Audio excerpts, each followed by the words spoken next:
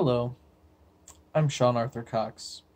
You may recognize me from such videos as Bedtime Stories with Sean Arthur Cox, New Tricks, Chapter 1, or Bedtime Stories with Sean Arthur Cox, New Tricks, Chapter 2, or more than likely from being my friends and family and knowing me for large portions of your life. But enough with introductions. It's time for a little bit of Bedtime Stories with Sean Arthur Cox, or as we like to call it here, BS with S.A.C.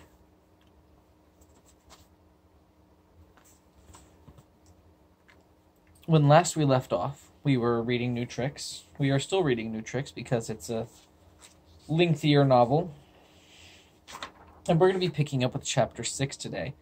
The last time we left off a couple of weeks ago, we just finished Chapter 5. William and Ollivander were on the road, and Ollivander sent William off into the woods to find some sticks for a camping fire. William, after going a bit of the ways into the woods, like, wait a second, why do we need a fire? It's summertime, and all of our food is already cooked. And then he starts hearing wolves and gets scared. So, that brings us up to now. Chapter 6, A Rusty Sword. The wolves continued their high-pitched wails, ominous and omnipresent. Their voices carried through the trees, echoing off every branch and rock. William whirled left to right, getting dizzy trying to keep up with the howls. If only he could pinpoint from which direction his demise would come, he could make immediate haste the opposite way. No use. No sooner did he flinch to find the beast that almost certainly stalked up behind him than another growl would jerk his attention back. The endless whiplash alone nearly killed him. Not that it did him any good. He could make out nothing in the ink and shadow that enveloped him. The tangled mess of branches overhead blocked out any moonlight or hope for navigation by the stars. If only Sarah were here, he thought. She was always so much better with animals, dogs in particular. She could tame them, or at least tell him how to hide from them. And if she had a weapon, she would be able to trap them and kill them. She would know what to do. But she wasn't here. She was in Barrow's End, surrounded by cinders. William would have to save himself. He ran blindly, trying to remember landmarks, anything between here and the camp that might help him find his way back. He pressed deep into his memory, anxiously attempting to shove aside the banshee cries of the wolves surrounding him. What had he passed? There was a tree, and a lower-hanging tree, and a big tree, and then a rock, and another tree, or was the other tree before the rock? And which tree was the other tree anyway? It was a whole damn forest of trees. Another howl. And wolves.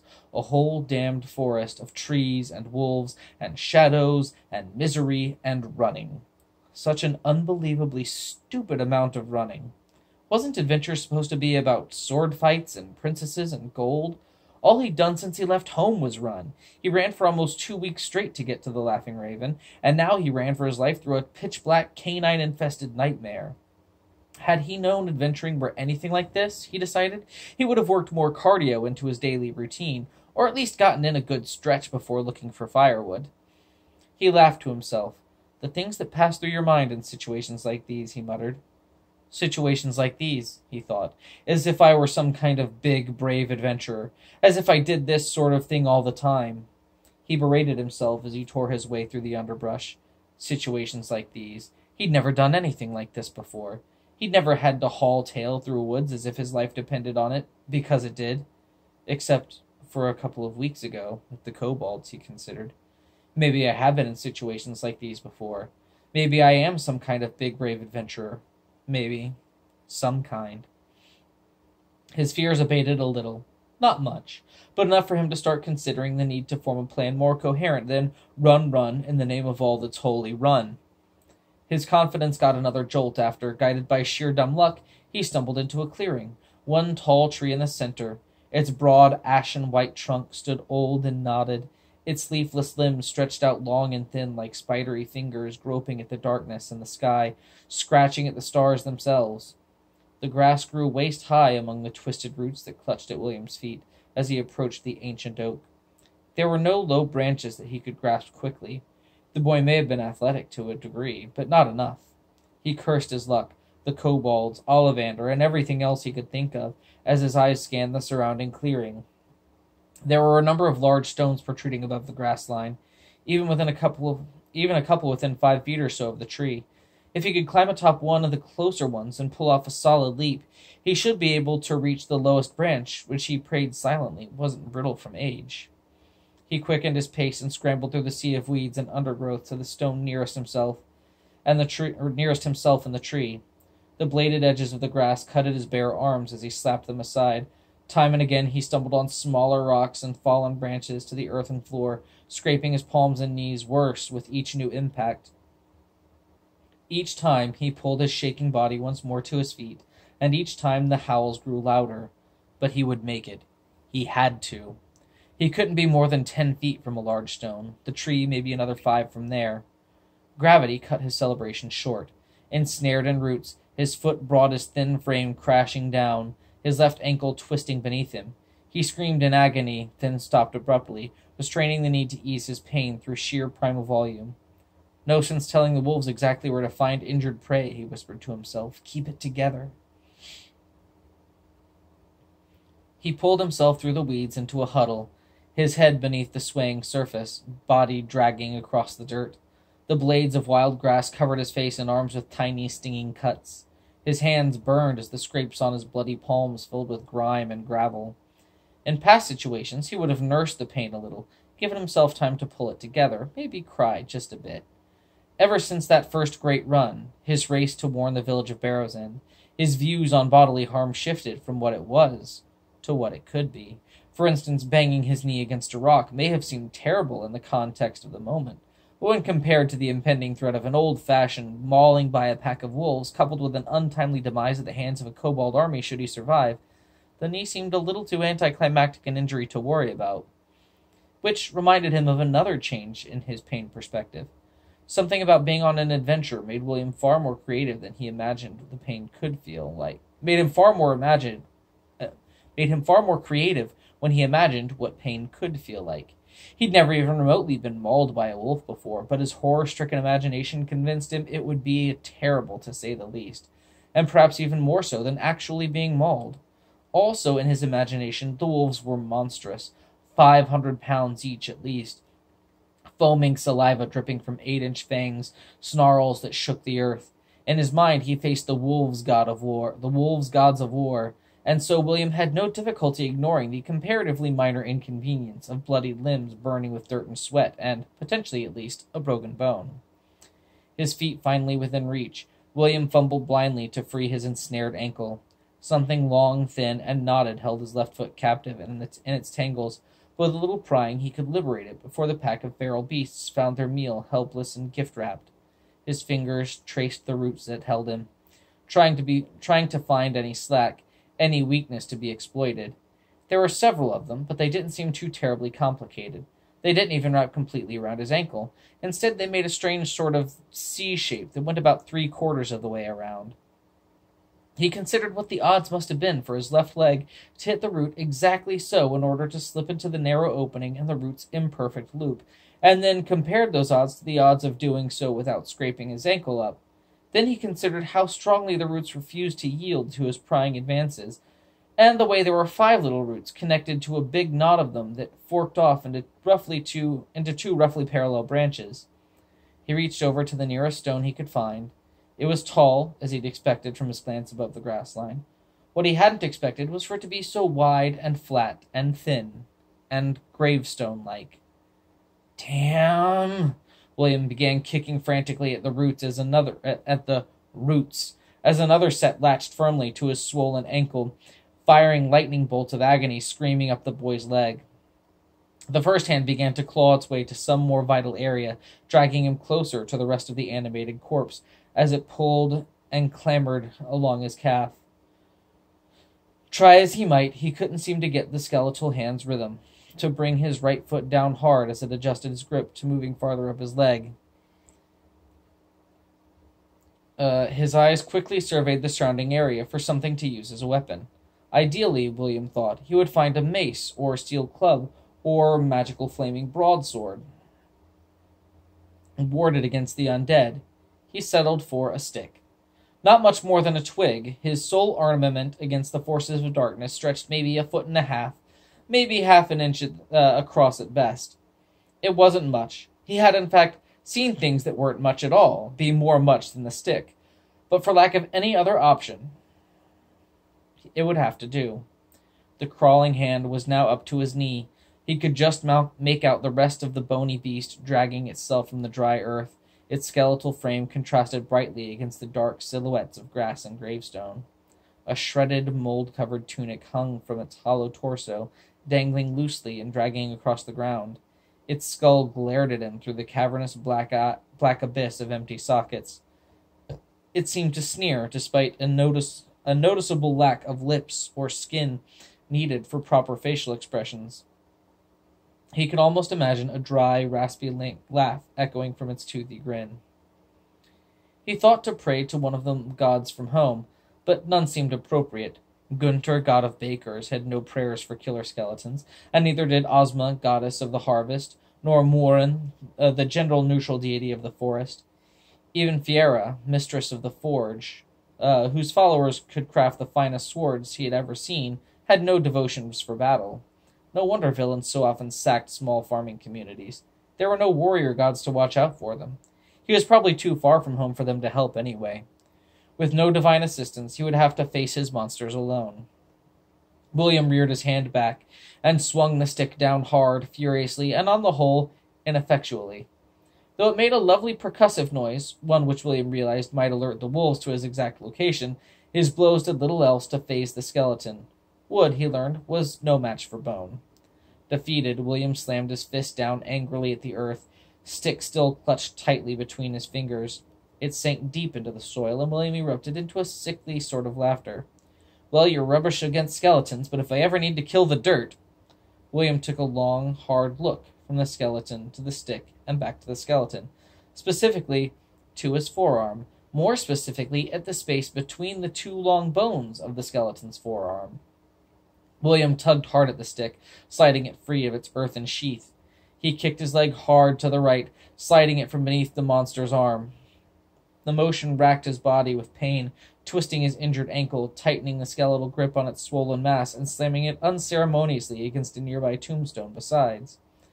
He winced and clenched his teeth to keep from howling out in unadulterated torment. Still, his gambit succeeded. The skeleton's arms twisted too, and now crossed at the forearms. He closed his eyes and inhaled deeply, ignoring the spidery sensation of bone fingertips crawling along his thigh and the stabbing agony from the base of his wounded left leg.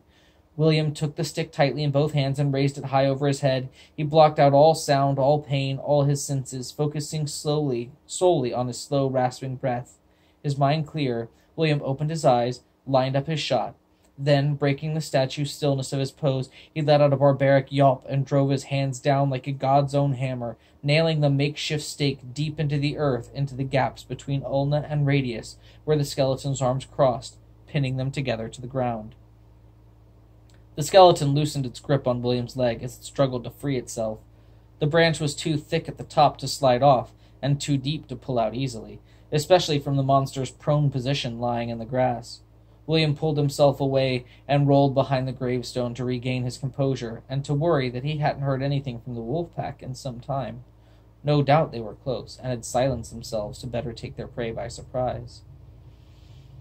After a brief moment to catch his breath, he peeked quickly around the corner and saw the skeleton, jaws clamped tightly around the stick. It shook its head furiously from side to side like a rabid beast, and jerked its arms up hard. The stick loosened, and William realized two things. First, the skeleton would soon be free of its makeshift bonds, and second, the bulk of its body lay in the literal shadow of the tombstone.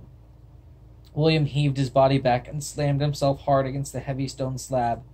His efforts offered nothing but the pain of flesh meeting cold, unyielding stone, dull and tolerable, all things considered. He needed more leverage. Gripping his hands firmly against the tops of the stone, he hoisted himself to his feet. The cracked, uneven ridge cut into his fingers as he placed the bulk of his weight on the gravestone's jagged arch.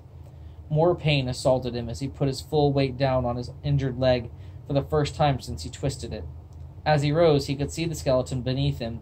The stick had loosened, and in moments it would break completely free. On previous attacks, William had the benefit of dealing with the creature half entombed in the earth. This time, he knew he wouldn't be able to escape it. He hobbled several steps back, The pain he refused to let slip from his lips instead escaped in liquid form from his eyes. The salty tears slid across the cuts and scrapes that lined his cheeks and stung him. He let out an ironic laugh. Even his miseries caused him misery. "Time to add more to the fire," he muttered between strained gasps of pain. "Let's make this one count." William hurled himself forward, channeling the searing pain of each left footfall into more momentum, more power. Kicking off with his right foot, he launched himself at the gravestone with every ounce of strength he could muster, pulling his body into a human boulder as he flew. He impacted hard, and his vision flashed white. He couldn't bring to focus the blurry shapes around him, and the world spun. The muted scraping of wood and bone pulling away from the earth seeped into his ringing ears. In contrast to the skeleton's newfound freedom, the grave marker barely budged, maybe an inch at best. Resigned, William collapsed himself against its cold surface, letting the smooth, solid stone support his defeated frame as it sent chills along his spine. In moments he would be dead, either by rough, dry hands of bone, or wet, tearing teeth. Or both. Who knew how long it took a skeleton to kill a man? He could hear the wolves, probably no more than 100 yards away now, but at least their approach seemed to slow a little. Maybe they were smarter than he, and approached the graveyard with more caution. He sighed and slumped back. The stone yielded. Then it yielded a little more. William blurted a startled gasp as the tombstone fell. He twisted as it went, just catching sight of the skeleton, its jaws hanging open in similar surprise. Had the creature had flesh wrapped over its ghastly skull, it would have screamed. Its arms swung free, but the stick still pinned them together as it threw its hands up to catch the tumbling weight of the heavy slab of rock. In a sort of cruel mercy, the falling gravestone at least had the decency to knock loose the stick binding its arms together, giving the skeleton a split second of freedom before crushing its bones to powder and splinters. William did his best to sit up and made a token gesture of brushing some of the dirt and blood off of his tattered clothes. "Today, William," he said to himself in his best Ollivander voice, "you become a man." He wanted to pat himself on the back, but his arms and shoulders ached too much after the first attempt, and he gave up. Self-congratulation would have to wait for another time. He still faced wolves at the gates, so to speak. An accursed cemetery with only one evil corpse in it seemed a little too easy. True to his worries, William noticed movement in the grass at the far side of the ancient graveyard. Another skeleton, tall and pale, and clad in tattered bits of filthy cloth, probably the remnants of an old tunic or jerkin. It held something long and dark in its dead hands. William couldn't tell what sort of weapon it carried, but it didn't matter. The creature wasn't already beaten to hell and back. It had use of all of its limbs. It probably didn't have to worry about things like pain or exhaustion. Having a weapon, any weapon, was just one more edge the corpse had over him in an already long list. To make matters worse, the wolves were within the cemetery gates now, pacing through the grass and sniffing for his scent. Only their desire to catch their prey unaware slowed their deadly advance. William stooped, keeping nothing but his eyes above the grass line. Maybe, if the undead creature couldn't see him, it would forget about him, or at least not come for him. He hoped the second skeleton was as stupid as it was terrifying. The thing had no brain, naturally it could not think. He questioned this logic, however, when he realized that it moved even though it had no muscles. Logic and adventure clearly didn't go hand in hand. Clearly, logic said things like, "Don't go walk into that haunted crypt, there are monsters." And adventure said things like, "Dragons be damned, there might be money in there." Or something I can use, he thought to himself. The second skeleton had a weapon of some kind. Maybe the first did too. He slipped slowly down to the ground, gasping through clenched teeth as he put weight on his bruised and bloodied knees. His hands dragged across the earth, brushing aside grass and bone in hope of finding something sturdier, stronger, something that could make him at least feel like he had a fighting chance. His fingers raked through the sharp grass and cool, loose earth around his body, but found nothing except pebbles and twigs and what remained of the skeleton wrapped in funeral rags. Maybe he could use a bone. It was stronger than the stick, at least. He felt good for about for a good one, big and intact, with a little heft to it. Most of the ribs were fractured or crushed, or simply too small. It took a moment, but finally William settled on a femur. Wrenching it free from the monster's remains, he gave it a swing, feeling its weight as it whiffed through the air. It would have to do. He poked his head up, scanning the tall grass for those who would do him harm. The skeleton, well away on the opposite side of the clearing, swung its weapon blindly at the weeds. The dirt and rust caking its blade prevented it from catching the moonlight the way metal should, but William could tell from the way the skeleton wielded it, the way it seemed to flatten as he swung, and the way it whistled through the air, that it was a blade of some kind. The length said short sword. More movement pulled his attention to the perimeter of the clearing. Something brushed the grass aside. Multiple somethings. 4 of them. William craned his neck to get a better look, but had no luck. Whatever they were hugging the ground. Perhaps more skeletons, clawing their way out of their graves. Or wolves, he whispered. He gently placed the tangled knot of bone and cloth on the cool earth, crouched to all fours, and froze, muscles tense and aching. He could hear faint traces of breathing, the whisper of dry blades of grass scraping against each other as they slowly made their way for the predators stalking their prey. The wolves, meanwhile, maybe 100 feet away. Meanwhile, his hiding place lay no more than 15 feet from the oak. If he moved silently enough, he could make it, or at least get to the tree before they found him, buying him precious seconds to find a way up.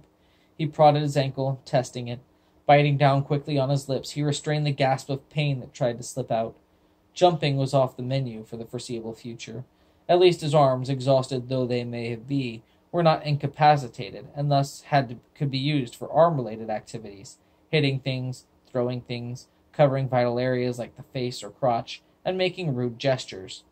The last of which didn't seem particularly practical, but he imagined it would be infinitely more satisfying than other arm-related applications, particularly if he could find a safe place from which to exercise such gestures. High places like the tree, which unfortunately required legs more than arms. Or did they? William stripped his shirt from his back and sighed a surprisingly contented smile as the cool night air caressed his damp skin. He had no idea he'd become so sweaty. Between the packs of wolves and not 1 but 2 skeletons, he had a little too much on his mind to worry about things like perspiration and manly stenches. Just as well, though, he mused, the wetness would give it a little strength, and he could use all the strength he could get. William tore his shirt into several pieces and knotted the bits together for extra length, creating a poor man's rope. Quietly he tied the sleeve of his shirt tightly to the thigh bone. The grass rustled nearby. William licked a finger. It tasted foul, like someone had thought it was a terrific idea to make a stew from sweat and mold and grave ichors, and then left it to go rancid in some of the less illustrious charnel houses of the 12 realms before being served on a dirty finger. William spit, then put his finger in the air again. No wind blew, which meant something was drawing closer. He peeked above the grass again and saw the weeds cautiously parting toward him. The wolf must still think it has the drop on me, William thought.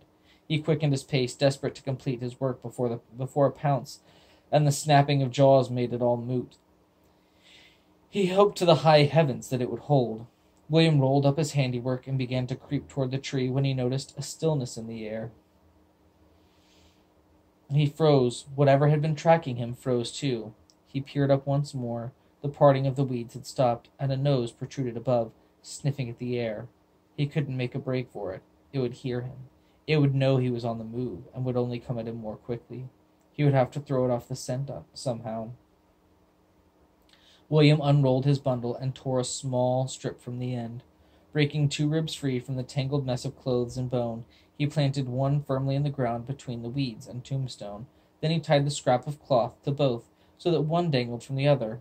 Finally, he wound the hanging rib tight and released it, letting it slowly spin, rustling the grass and tapping on the tombstone in a slow, steady rhythm. Tap, tap, tap. His diversion created, William cautiously, quietly crept through the weeds. He could see the branches looming over him. 10 feet. 10 feet away. 5 feet. He would need to get as close as possible to the nook where the bough of the lowest branch met the trunk.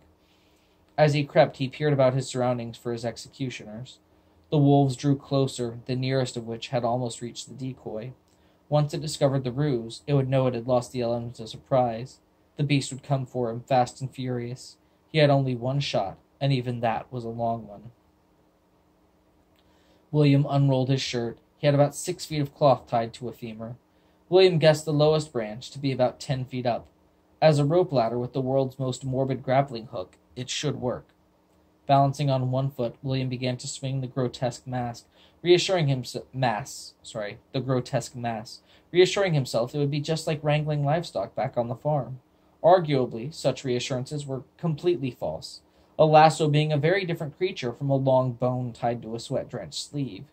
Fortunately for William, the part of his brain responsible for handling logic and reason had too much on its plate already, what with pointing out other obvious facts, specifically that wolves had sharp teeth, the skeleton had a sword, and 5 armed and healthy individuals had a distinct advantage over one injured and unarmed individual. It was simple math. Luckily, the simple math part of his brain kept itself busy calculating how hard he'd have to swing to catch the bone in the bough of the tree, and thus couldn't tell the logic part of his brain how badly they would kill him. The two parts of his psyche fought for attention, dragging his thoughts back and forth between scenarios of imminent death and estimations about how and when to throw the bones.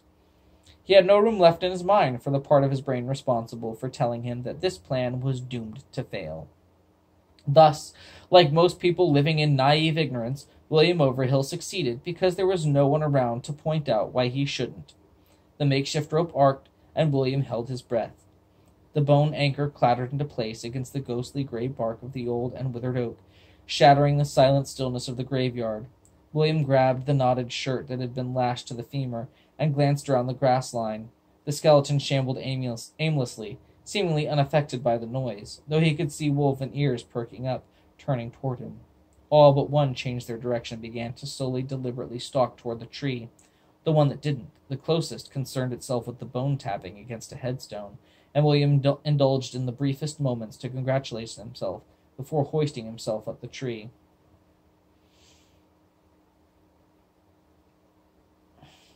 Pain seared the raw meat of his bleeding palms as he climbed the rope, hand over hand along the rough fabric of his tunic. Sand and sweat scratched at the already raw flesh with each new grip inches above the last. His muscles turned to jelly every time he released the shirt, flopping down and forcing him to lift them again. His arms pounded with a throbbing ache, and his one good leg did little to aid his climb, other than to prevent him from spinning too wildly. Thank goodness for Ollivander's shoes, he thought to himself. They were not only comfortable, but they made great purchase against the dry bark, gripping firmly and keeping his weight planted against the tree's trunk. Small favors. William noticed the scraping of footwear and bone rubbing against the side of the tree, and the muffled grunts of a wounded teenager dangling from the oak like a predator's piñata. Eager for the kill, the pack charged through the tall weeds, the dark hollow patches in the grass drawing toward the tree with surprising speed and ferocity. The skeleton, on the other hand, continued its aimless search on the far side of the cemetery. Perhaps the no brain means no thought theory held water after all. William pressed his injured leg hard against the tree and kicked his way up with both legs, feet scrambling up the trunk, quickly hobbling along the vertical surface as his hands kept pace on the rope. Pain ravaged his left leg with every step up, but at least his redoubled efforts didn't need much sustaining. Wolves snapped at the freely swinging lower end of his shirt, pulling it taut, and William muttered a prayer of gratitude for the unintended aid. With the wolves holding the makeshift rope firmly in place, he was able to make the last few feet to safety with comparative ease. William took refuge in the branches and nursed his leg, waiting for one of two things, for the wolves to clear out, or for a better plan to come to mind. The wolves leaving of their own accord seemed unlikely, so he considered his options. His leg could use a brace, and there, nested in the crook of his bough, he had all he needed, sticks and branches to form a splint, and clothing scraps to hold them in place. The wolves maintained their tug-of-war with his shirt, doubtlessly with more power than he could muster to take it from them, and he would need the shirt to climb back down besides. He could see no vines snaking their way through the tree's limbs. If he wanted to make a splint, at least while still hiding in the oak, he would need to use his pants. An image flashed through William's mind. There he shuffled, limping, bloody, and naked back into camp, his filthy and meager frame a stark contrast to Ollivander's impeccably groomed Adonis build. He imagined tomorrow or the next day, when he walked into Calyx Landing, wearing nothing but shoes, the shame that would follow him. "Say," everyone would say, "if it isn't the mighty Ollivander, followed by some strange naked beggar. Let us welcome Ollivander with a roaring fire, hearty feast, and a naked beggar beating, for we have decency standards in this town." Then William would get to leave town, still startlingly underdressed, but a little more bloody for the effort. Maybe it's best to hold off on the splint until the wolves have been handled, William reasoned. The four of them surrounded the base of the tree, snarling, scratching long claws along the bark, growls like boulders rolling down a mountain. Drool dripped from their bared fangs, which shone brightly brightly in the moonlight. Their fur bristled like a brush of gray-brown needles running down their backs. Their dark eyes pierced William, tearing through his courage, the way their teeth would no doubt soon tear through his flesh. They were big, too, waist-high at least at the shoulders, and, when standing against a tree, probably as tall as William, if not taller. The math part of his brain reminded him once more, and rather counterproductively, that there were still 4 of them, and 1 of him. Think, William said aloud, no longer concerned with being heard. Think, what do we know about wolves? It didn't take him long to determine that he knew that they were big, and scary, and violent, and he seemed to have an insatiable hunger for William meat. They were hellhounds, massive and vengeful, and they'd cornered him in a tree like devil dogs quarrying their raccoon prey. But they don't have a hunter with them to chop the tree down for them, William realized. I can try to wait them out. Maybe Ollivander will even come and rescue me. And so he waited patiently. The wolves, too, waited patiently. More patiently than William would have expected from such vicious, rage-consumed beasts. Alone in the tree, surrounded by snarling death, the boy had an opportunity to consider his situation.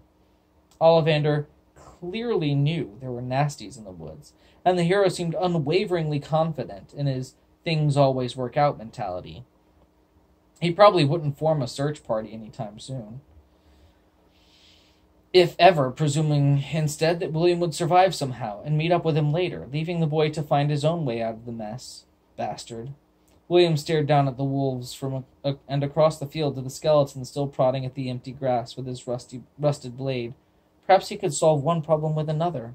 The wolves, at least from 15 feet up, reminded William of rather large dogs. Admittedly, rather ravenous and murderous dogs, but dogs nonetheless. And his dogs at home loved to scavenge for bones. And there just so happened to be a whole heap of bones walking around not too far away. A heap that didn't seem to look too keen on anything intruding upon its burial space. Look, William called as he pointed as though talking to a puppy. Look over there. It's a bone. Go get him, boys. Go get those bones. Come on, boys. Bones. The wolves glanced briefly to where he pointed and then turned their attentions promptly back to William, their anger no more abated for the distraction. He grabbed at the tangled mess of the skeletal anchor holding the rope up, wrestled the rib from its confines, and shook it for the wolves to see. For a moment their eyes seemed to follow it, as it swayed left and right. Yeah, good boys, he said, waving the rib back and forth. You want it? Want the bone? Good dogs want the bone? Go fetch! He threw the rib as hard as his sore arms could manage toward the skeleton. Once more the wolves' heads jerked, followed the bone's spinning arc. One even made motions as if to retrieve it, but returned to the tree after only trotting away 5 paces. The skeleton made more effort to investigate than the wolves, and that was only because it was already meandering in the rib's direction anyway. Very well. If he couldn't bring the wolves to the skeleton, he would have to bring the skeleton to the wolves. He yelled every horrible, offensive thought that came to mind to get the skeleton's attention. The skeleton, however, didn't seem to care what silly thing William thought.